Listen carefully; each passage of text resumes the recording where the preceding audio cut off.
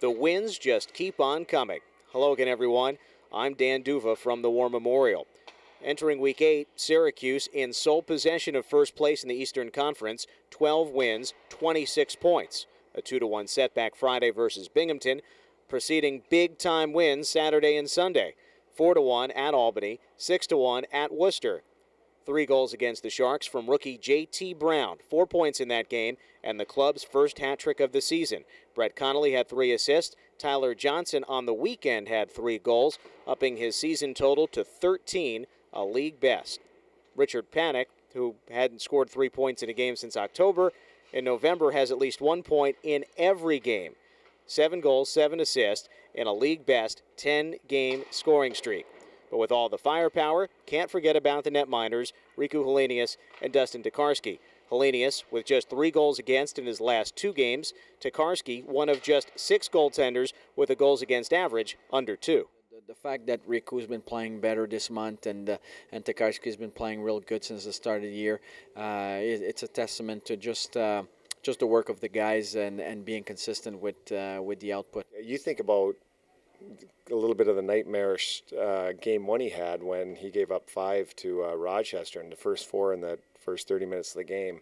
So in that short of time, he's knocked his goals against down, his save percentage up. It's a byproduct of this team. It's as a goaltender, you want to have good stats. Obviously, there's no hiding that. But the win's the main thing, and we're first place right now, I think, in our conference. So as long as we keep doing that and the wins keep going up in my column, I'll be happy. Good for Ticker. This is he's been in the league a few years, and sometimes I think he goes unnoticed, and people sit there and say, well, Norfolk's got a good team, or Syracuse got a good team. Norfolk last year, Syracuse this year, everybody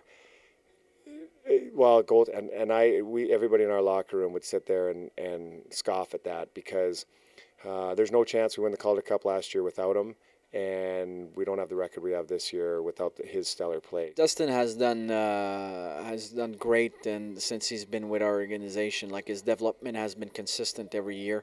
We're happy with his development. Every year he has taken that step up in his game, and once again this year he has done it. He has done it in a good way, leadership wise, his output in games and in practice also, his battle level and his work ethic. I feel like Riku and I are doing our job to help this team win right now, but it's early in the season, so there's a lot of time to keep getting better every day. He kind of flies under the radar, and I'm sure he likes it that way, because he just keeps racking up championships and wins, and kid's future's bright.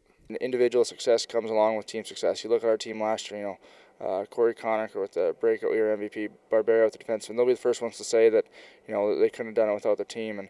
And same thing with goaltender stats. Goaltenders got to be playing well, but in the end, it's what your team does in front of you and helps you win.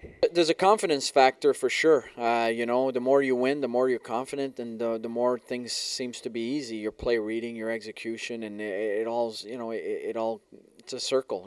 We had a great group of guys in there. They bring their A game every night. Whether it's someone having to fight, back check hard or block a shot, we got it all in there, and the guys are just they're bringing it every night. Every player on this team has a job to do, and I think one of the big strengths of this organization is that all the guys right now are doing the little things right, and everybody does his job to the best of its capabilities. I think Richard Panik's been on fire lately. His overall game, I think, is improved a ton this year from last year, and last year he was an awesome player. And obviously, Tyler Johnson doing the same thing he did last year. He's on fire, and he's up there in the league in goals. Yes, J.T. Brown, it was a little bit of his coming out party. And it's not that he hasn't been around the net. He has. He played the NHL last year, but this league is different, and there's a bit of transition for him. I thought he's been outstanding for us, and it's great to see him finally find the score sheet 3 times in one game. When he gets that puck in that scoring area, he can put it away, and I think it was just a amount of time before this was going to happen, and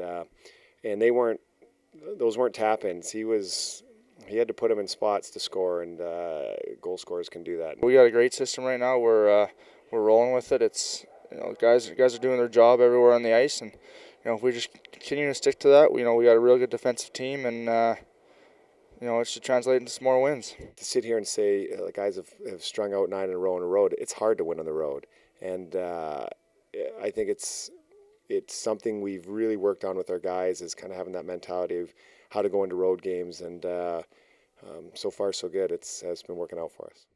And so the Crunch are on the road for 3 more this weekend. The backstretch of 5 consecutive away from home: Wilkes-Barre-Scranton Friday, Connecticut Saturday, Binghamton Sunday. And you might imagine they are counting the miles. But facts are stubborn things. On the road, Syracuse has won 9 straight, a league best and a franchise record extended with every road W. And few bumps along the way, outscoring opponents in that span 43-21.